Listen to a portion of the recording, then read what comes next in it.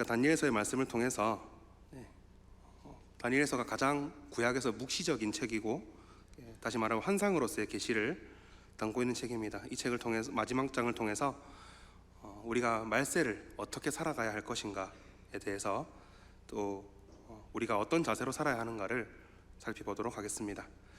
여러분, 다니엘서의 이야기들을 잘 알고 계시죠? 왕의 음식들을 거부한 이야기, 또 새 친구와 풀무불 이야기, 사자굴 이야기 등등을 많이 들어보셨을 겁니다. 그런데 다니엘의 직업은 무엇입니까? 아마 총리라는 말이 제일 먼저 나올 것 같습니다. 하지만 우리가 알고 있듯이 다니엘은 총리이기 이전에 하나님의 말씀을 선포하는 선지자였습니다. 비록 선지자 학교에서 율법을 배운 직업적인 의미의 선지자는 아니었습니다만 다니엘을 통해서 하나님께서 환상을 통해서 많은 계시들을 보여주셨습니다. 다니엘서가 총 12장인데 우리가 아는 일화들은 6장까지의 내용에 다 있습니다. 그 6장 안에서만 해도 놀라운 이야기들이 많이 나타납니다. 제국의 흥망성쇠들이 다 예언되고 또 제국이 어떻게 망하고 흥하는지가 구체적으로 나오기도 하고 다니엘과 친구들의 놀라운 믿음의 절개가 나오기도 합니다. 그리고 7장부터 11장까지는 말세가 오기까지, 즉 예수님이 오실 때까지 구체적으로 어떤 일이 있을지에 대해서, 그리고 궁극적으로 메시아가 오신 이후에 완전한 종말이 다가올 때 어떻게 되는지에 대해서 말씀합니다. 그리고 오늘 마지막 장인 오늘 본문 12장의 첫 절에서 하나님께서 다니엘에게 이렇게 말씀하십니다. 그때에, 이것은 문맥상 마지막 때를 의미합니다. 마지막 때에 너의 민족 이스라엘을 호위하는 큰 군주 미가엘이 일어날 것이다. 미가엘은 하나님의 군대장이죠. 하늘의 군대 장관 미가엘이 일어나서 이스라엘, 나아가서 믿음 안에서 하나님의 백성된 모든 성도들을 호위하면서 악한 세력들과 전쟁을 합니다. 그러나 우리가 사는 이 세상에서는 여전히 환란들이 있을 것입니다. 하늘의 싸움과 함께 우리의 환란 또한 있을 것입니다. 이제까지는 없었던 환란도 있을 것입니다. 그러나 그때에 책에 기록된 자, 즉 하나님께서 택하신 자들은 모두 구원을 받게 될 것입니다. 그리고 마지막 때가 이르러서 땅의 티끌 가운데서 자는 자들이 일어납니다. 문자 그대로 예수님이 다시 오실 때에 모든 죽었던 자가 부활하는 것을 말씀합니다. 그 후에 심판이 있어서 영생을 받는 자도 있고 수치를 당하여 영원히 부끄러움을 당할 자도 있습니다. 죄송합니다.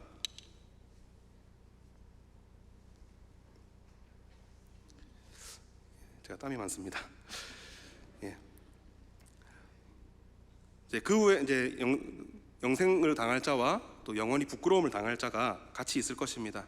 믿는 자들은 영생을 얻을 것이지만 믿지 않는 자들은 하나님께서 가장 가증히 여기시는 영원한 죽음의 형벌, 지옥의 형벌 가운데 부끄러움을 당할 것입니다. 그러나 지혜 있는 자는 궁창의 빛과 같이, 많은 사람을 옳은 대로 돌아오게 한 자는 하늘의 별과 같이 영원토록 빛날 것입니다. 우리 3절 말씀을 다 같이 한번 읽겠습니다. 시작. 지혜 있는 자는 궁창의 빛과 같이 빛날 것이요 많은 사람을 옳은 대로 돌아오게 한 자는 별과 같이 영원토록 빛나리라. 아멘. 여러분, 지혜 있는 자가 누구입니까? 지식의 근본인 하나님을 아는 자입니다. 많은 사람을 옳은 대로 돌아오게 한 사람은 많은 사람에게 하나님의 지혜와 하나님의 의를 베푼 사람입니다. 즉 하나님을 알고 그 믿음대로 하나님의 의를 행하며 사는 사람, 곧 하나님의 의의 완성이신 예수 그리스도를 잘 믿고 예수 그리스도를 따라 사는 사람은 별과 같이 영원토록 빛날 것입니다. 여러분, 제 외모를 저는 마음에 들어 합니다. 하지만 호불호가 있겠죠. 여러분들 중에서는 저를 좀 괜찮다고 생각하시는 분들도 계실 거고 왜 저리 뚱뚱한 거라고 생각하시는 분도 계실 것입니다. 그런데 누가 뭐래도 항상 저를 잘생겼다고 해주는 분이 있습니다. 누굴까요?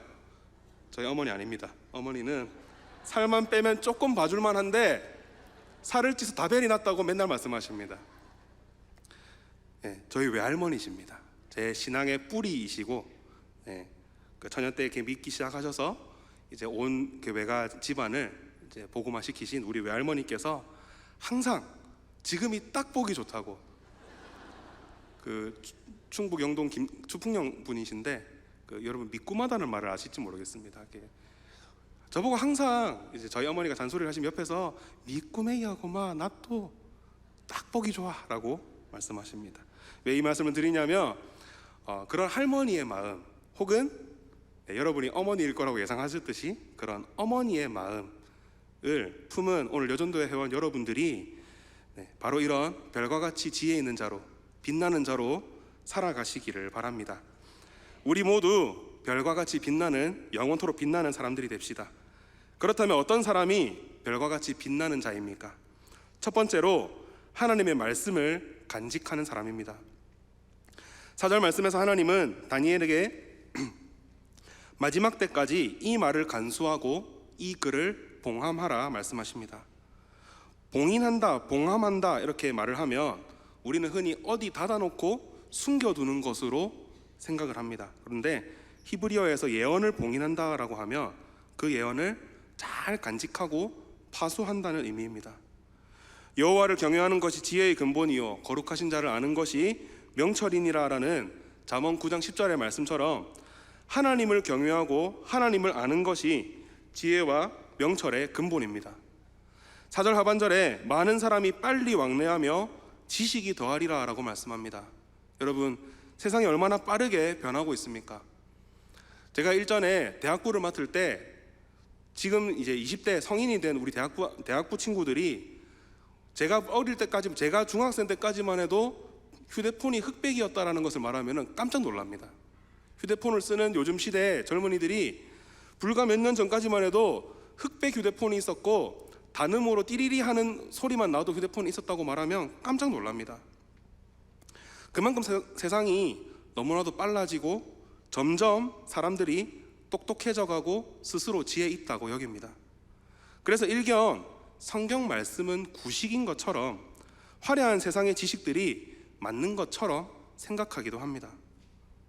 여러분, 하지만 아무리 세상이 발전하고 변화해도 세상이 진리라 여겼던 것들은 다 부정되고 다 변해도 참 진리는 절대 변하지 않습니다. 전도서 1장 9절의 말씀처럼 해 아래 새 것이 없고 사람들의 죄와 욕심은 여전하고 하나님의 은혜와 사랑 또한 여전히 우리 가운데 있습니다.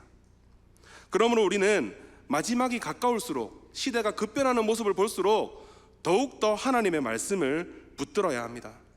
우리에게 마지막을 가르쳐주는 요한계시록에서도 사도 요한은 가장 먼저 하나님의 말씀을 읽는 자와 듣는 자와 그 가운데 거룩한 것을 지키는 자가 복이 있다라고 말씀하고 있습니다.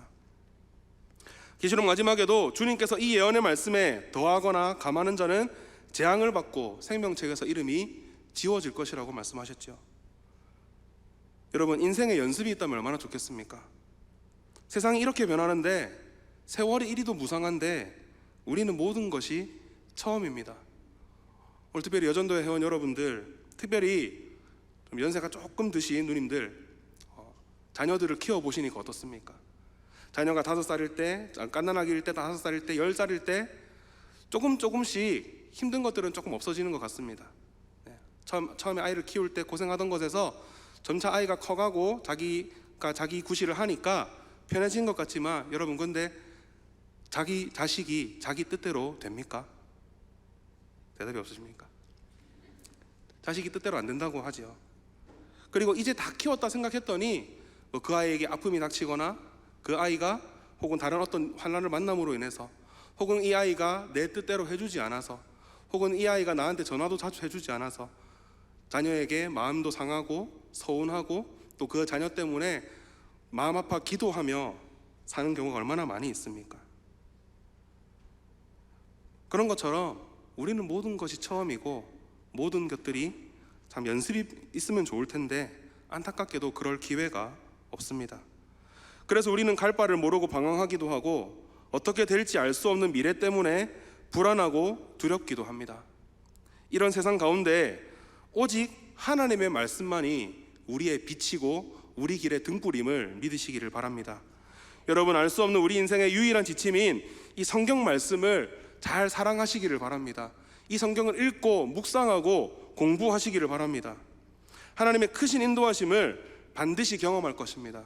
무엇보다 우리가 개인의 경건 생활과 공부뿐만 아니라 우리가 말씀을 봉함한다, 간직한다라고 하는 것에 정점은 우리가 주일 예배에 나와서 담임 목사님의 말씀을, 매주 선포되는 그 말씀을 잘 듣고 간직하는 것입니다.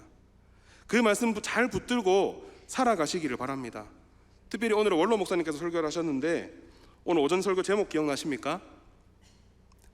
네, 바로 나오셔야죠. 저렇게 큰 나라가 어디 있느냐.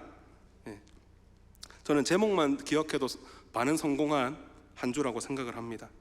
여러분, 말씀을 사모하면서 담임 목사님 말씀을 잘 붙들고 또 한 주 동안 살아가면서 내 경건 생활에서도 말씀을 잘 붙들고 살아가시기를 바랍니다. 그리고 그 말씀들을 함께 나누시기를 바랍니다.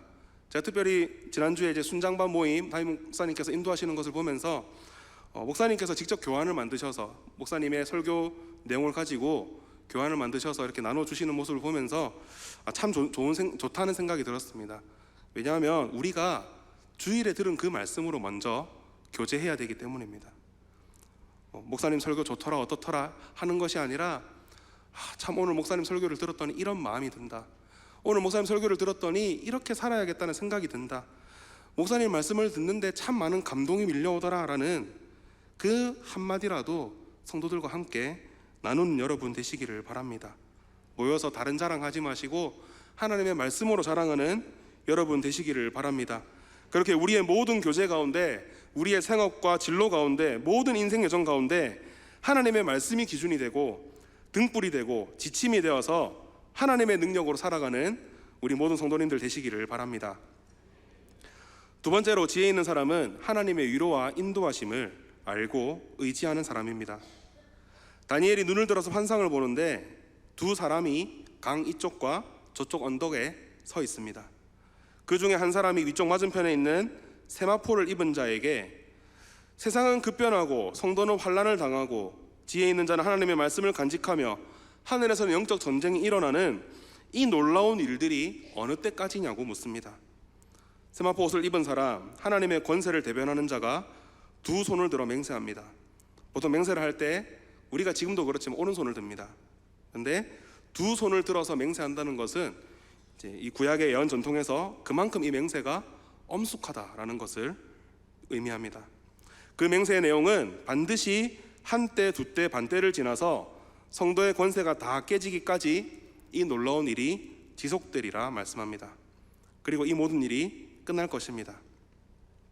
여러분, 한때와 두때와 반때 익숙한 표현이실 것입니다. 왜냐하면 요한계시록에도 나오는 표현이기 때문입니다. 이것은 어떤 정확한 기간을 의미하는 단어가 아닙니다. 이것은 성도가 연단받는 때, 곧 마지막 때를 의미합니다. 예수님께서 십자가의 죽으심과 부활로 사단의 머리를 깨뜨리셨고 하나님의 나라가 이미 우리 가운데 왔지만 주님이 다시 오셔서 그 나라가 완성되기까지 여전히 우리는 죄악된 세상 가운데서 고통받고 또 환난을 당하면서 살아갑니다. 여러분, 저는 잠이 참 많습니다. 예전에는 정말 누가 걷어차도 일어나지 않았습니다. 제가 박노규 목사랑 같이 자취를 했었는데 박노규 목사가 저를 깨운다고 정말 고생을 많이 했습니다. 교육자 생활을 한 지도 꽤 많이 되었는데 저는 새벽 기도로 올 때 지금도 매일매일 아버지의 말씀을 생각합니다. 제가 20살 때 신학과를 갈 때 너처럼 잠 많은 놈이 어떻게 목사를 하겠냐 라고 걱정을 하시던 아버지의 말씀이 아직도 기억이 납니다. 그래서 저는 매일 아침 일어나는 것이 저의 가장 큰 괴로움인 것 같습니다. 각자 상황은 다르지만 여러 고통들을 당하고 여러 고난들을 당하고 여러 괴로움들을 당하면서 살아갑니다. 하나님께서 만드신 이 세상을 아담에게 선물로 주시면서 이 세상을 정복하고 다스리는 것, 에덴 동산을 경작할 것을 명령하셨지요. 그래서 원래 노동이라고 하는 것은 사람에게 복이었습니다. 그런데 죄 때문에 우리의 본성이 오염되고 창조 질서가 왜곡되었기 때문에 우리가 노동해야 하는 것, 학생들 같은 경우는 공부해야 하는 것들이 우리에게 괴로움이 된 것입니다. 우리의 생업도, 우리의 관계도, 우리의 육신의 연약함이나 자식에 대한 걱정 등이 우리에게 고통이 됩니다. 그러나 하나님은 그것들을 모두 연단이라 말씀하십니다. 다시 말하면 하나님께서 그것들을 다 알고 계십니다. 하나님이 정하신 때에 반드시 정금같이 나와서 하나님의 회복하심을 경험하게 하십니다. 반드시 우리를 지키시고 인도하시고 또한 위로하여 주십니다. 다니엘과 요한계시록은 묵시적인 책으로 계시의 책, 그래서 이 책들을, 이 예언서들을 우리가 흔히 미래를 점지해 주는 책으로 생각을 합니다. 물론 미래에 대한 예언도 있습니다. 그래서 성경에 나타나는 온갖 묵시들을 어떻게든 현상에 끼워 맞추려는 노력들을 하기도 합니다. 그러나 하나님의 예언, 하나님의 이상은 미래에 대한 예언이기 이전에 오늘날을 살아가는 우리에게 주시는 메시지이기도 합니다. 여러분, 계시록에 보시면 짐승의 표가 있어야 매매를 할 수 있다, 666, 그 내용을 알고 계시죠? 근데 이 짐승의 표는 어떤 특별한 표가 있는 것이 아니라, 그래서 왜곡된 해석들을 많이 하는데, 어떤 특별한 표가 있는 것이 아니라 그때 당시 살아가던 소아시아 교회들의 모습을 보면 알 수 있습니다. 그때 당시 성도들이 물리적인 핍박도 받았지만 경제적인 핍박도 받았습니다. 경제 활동을 제한당하는 겁니다. 예수를 믿는다는 것만으로, 교회 공동체에 속해 있다는 것만으로 경제 활동에도 제약을 받는 도시들이 많이 있었습니다. 여러분 생각해 보십시오. 사직동 교회 성도들은 이 일대 시장을 절대 출입할 수 없고, 마트에도 출입할 수 없고, 은행에도 가려면 신고하고 가야 된다라고 한번 생각해 보십시오. 얼마나 힘들겠습니까? 오직 사직동 교회를 다닌다는 이유만으로, 혹은 사직동 교회뿐만 아니라 내가 그리스도인이라는 이유만으로 어떤 마트나 시장이나 은행 출입을 제한받는다면 그것이 얼마나 괴롭겠습니까? 그런 수모를 당하는 초대교회 성도들에게 이 짐승의 표가 없으면 살아갈 수 없을 것처럼 보이는 그 시대에 예수님께서 너희들의 상황을 내가 다 알고 있으니 내가 너희와 함께 할 것이다 라고 하시는 위로의 말씀인 것입니다. 그래서 이것을 알고 7교회에 보내는 편지들 중에 책망이 나오지 않습니까? 그 책망들을 보면 저는 참 따뜻하게 느껴집니다. 예수님께서 너희 힘들지, 경제적으로도 어렵고 핍박도 당하고 위협도 당하니 너무 괴롭지, 하지만 걱정하지 마라. 내가 너희와 함께한다. 사단의 머리를 이미 깨뜨린 내가 반드시 저 악한 권세를 다 멸하고 저 666 거짓된 삼위일체를 반드시 깨뜨리고 그 용과 짐승들 다 깨뜨려버리고 너희 가운데 임할 것이다. 그러니까 힘내고 나를 바라보거라. 에베소 너희들, 그러니까 첫사랑 잃지 마. 사대 너희들, 내 생명이 너희 가운데 있으니까 생명력을 잃지 마. 라오디게아 너희들, 내가 너희 가운데 있기 때문에 뜨겁게 신앙생활을 하거라. 그러면 내가 반드시 너희와 함께 할 것이다 라는 위로의 메시지가 바로 마지막 때를 묵시하는 하나님의 말씀들입니다. 오늘 다니엘서의 메시지 역시 마찬가지입니다. 한때, 두때, 반때를 지나는 동안, 즉 우리 주님이 다시 오시거나 우리가 주님 계신 곳으로 가거나 할 때까지 우리는 때로는 괴롭고, 때로는 슬프고, 때로는 외롭고, 때로는 힘들 것입니다. 그러나 우리의 곁에 우리 예수님이 계십니다.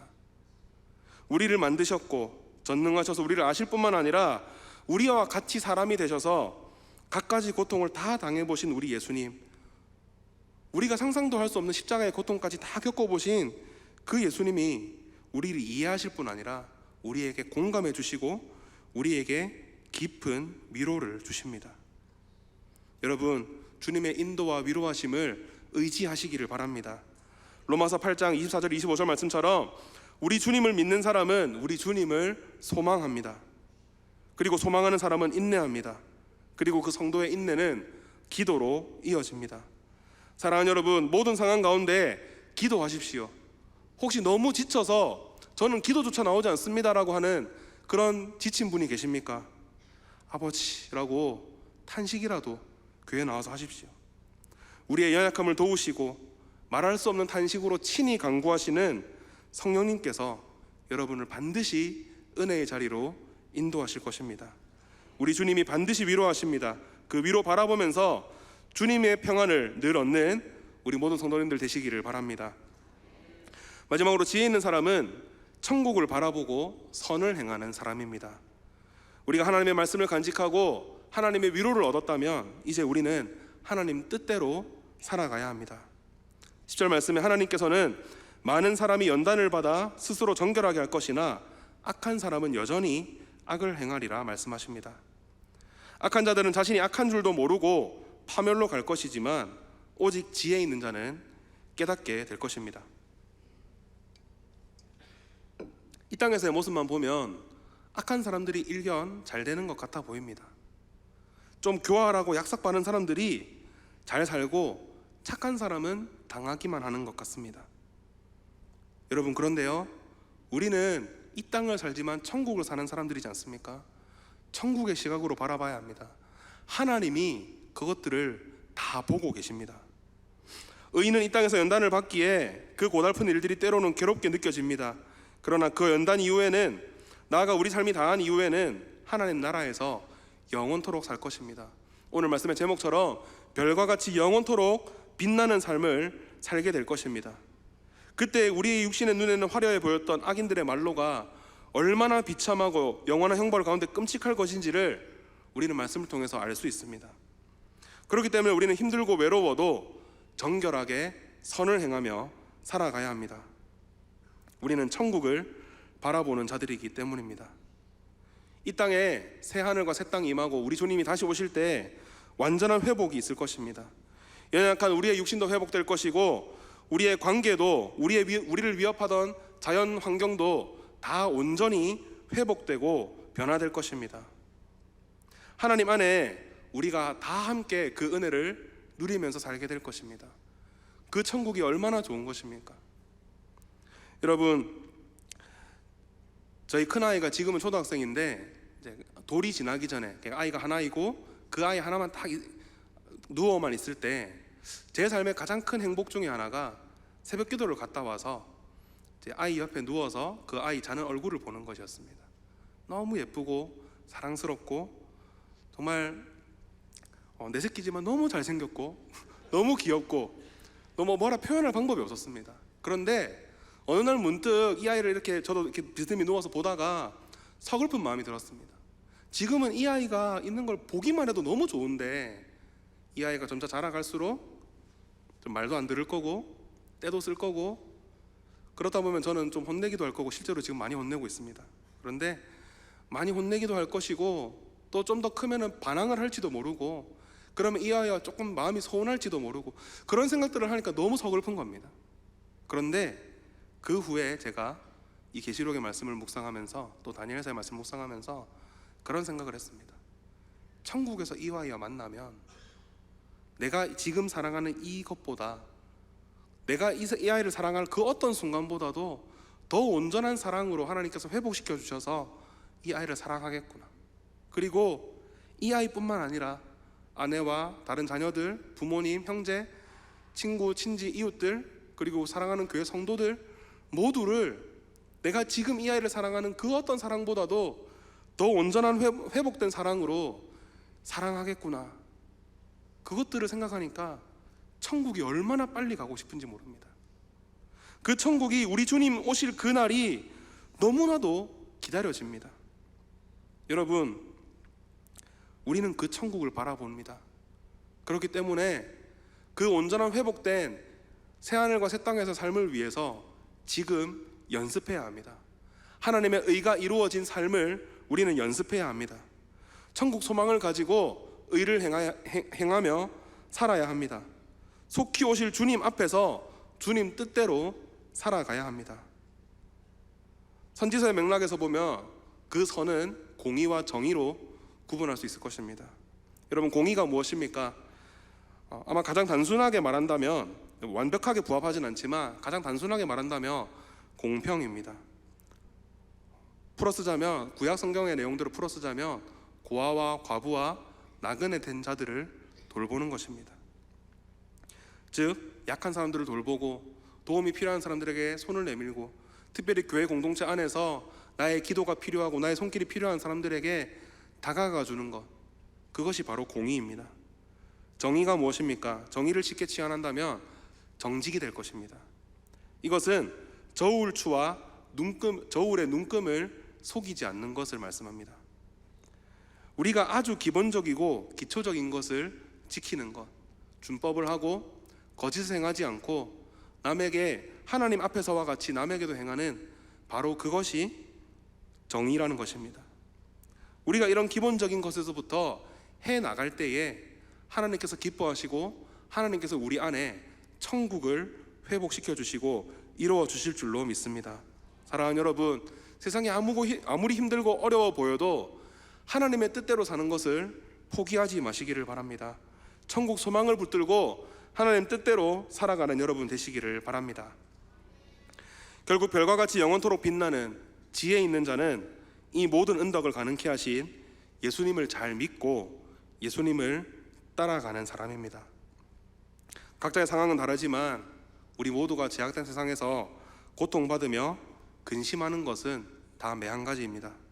하지만 우리에게는 온 세상 역사를 주관하시고 모든 인간 역사를 주관하시는 만유의 상속자이신 예수 그리스도께서 함께 하십니다. 그 놀라우신 능력으로 우리를 붙들어 주십니다. 그러므로 사랑하는 여러분, 삼위 하나님을 알고 하나님의 말씀을 간직하고 하나님의 위로를 의지하고 하나님의 나라를 바라보고 선을 행하는 지혜 있는 자들이 됩시다. 우리 구주 예수님께서 위로하십니다. 얘들아, 힘들지? 너 참 힘들지? 나도 겪어봤단다. 네가 겪는 아픔 내가 다 안단다. 너의 힘든 거 다 알고 있으니까 나를 의지하면 내 의가, 내 위로가 너의 것이 될 거야 라고 말씀해 주십니다. 사랑하는 여러분, 특별히 여전도회 연합회 회원 여러분, 우리 주님 의지하면서 우리 아버지의 이름 한 번이라도 더 부르면서 또 내게 주신 옆에 있는 믿음의 형제들, 믿음의 자매들, 동역자들을 바라보면서 소망을 품고 살아가시기를 바랍니다. 그래야 하나님께서 인정하시고 채워주시고 위로하시는 하늘의 별과 같이 영원히 빛나는 여러분 다 되시기를 축원합니다.